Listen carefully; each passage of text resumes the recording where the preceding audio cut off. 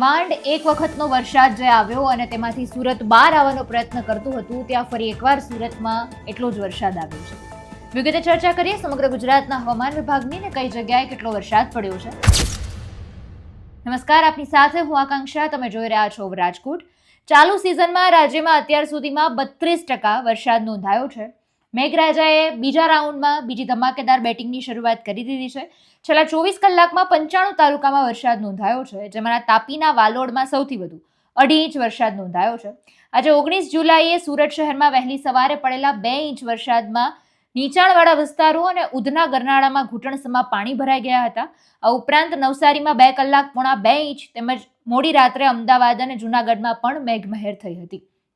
હવામાન વિભાગ દ્વારા આગામી 6 દિવસ સુધી સમગ્ર રાજ્યમાં ગાજવીજ સાથે વરસાદ પડી શકે તેમ છે તેની આગાહી વ્યક્ત કરવામાં આવી છે, જેને પગલે તાપમાનમાં ઘટાડો થતા લોકોને અસહ્ય ઉકળાટ અને ગરમીમાંથી રાહત મળી છે. આજે સવારે 6 થી સાંજના 6 વાગ્યા સુધીમાં 73 તાલુકામાં વરસાદ ખાબક્યો હતો.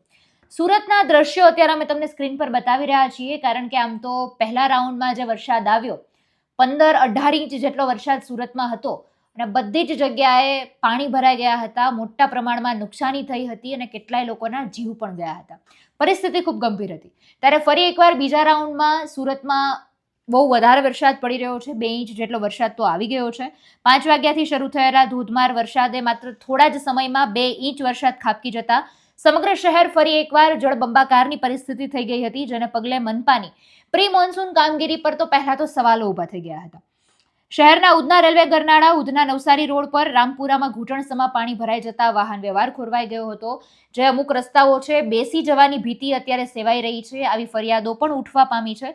સૌથી વિકટ પરિસ્થિતિ છે શહેરના સૌથી પોશ અને લક્ઝરિયસ ગણાતા VIP રોડ વિસ્તારમાં આવેલી મહાવીર હાઇટ્સ નામની બહુમાળી ઇમારતમાં, કારણ કે ત્યાં બન્યું છે એવું કે વરસાદને કારણે સમગ્ર પ્રીમાઇસીસમાં ઘૂંટણસમાં પાણીમાં ગરકાવ થઈ ગયો છે, જેના કારણે સોસાયટીના રહીશો અને વેપારીઓને ભારે હાલાકીનો સામનો કરવો પડી રહ્યો છે.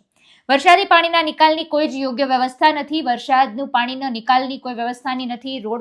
રોડ રસ્તાનું જે કન્સ્ટ્રક્શન હોય, જે ઇન્ફ્રાસ્ટ્રક્ચર હોય એ પણ ખૂબ નબળું છે. આ રીતની ફરિયાદો પણ અત્યારે ઉઠવા પામી છે. સોસાયટીના અંડરગ્રાઉન્ડ બેઝમેન્ટ પાર્કિંગમાં અને ગ્રાઉન્ડ ફ્લોર પર આવેલી કોમર્શિયલ દુકાનોમાં પાણી ઘૂસી ગયા હતા.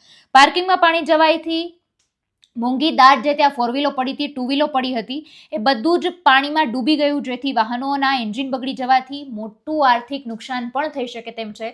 તેની ભીતિ પણ સેવાઈ રહી છે. પણ અગત્યનું એ છે કે હજુ પણ 6 દિવસ સમગ્ર ગુજરાતમાં બધી જગ્યાએ તાલુકા, જિલ્લામાં, વિસ્તારમાં વરસાદ પડી શકે તેમ છે. ગાજવીજ સાથે વરસાદ પડી શકે તેમ છે. એટલે તાપમાનમાં રાહત મળવાની છે. ખેડૂતો માટે પણ સારા સમાચાર છે. પણ હજુ પણ ગુજરાતમાં 32% એટલે કે ખૂબ ઓછો વરસાદ નોંધાયો છે. હજુ પણ વરસાદની આપણે જરૂર છે. સમગ્ર મુદ્દાને તમે કઈ રીતે જોવો છો એ કમેન્ટમાં જણાવજો. ફરી મળીશું. અમને રજા આપશો. નમસ્કાર.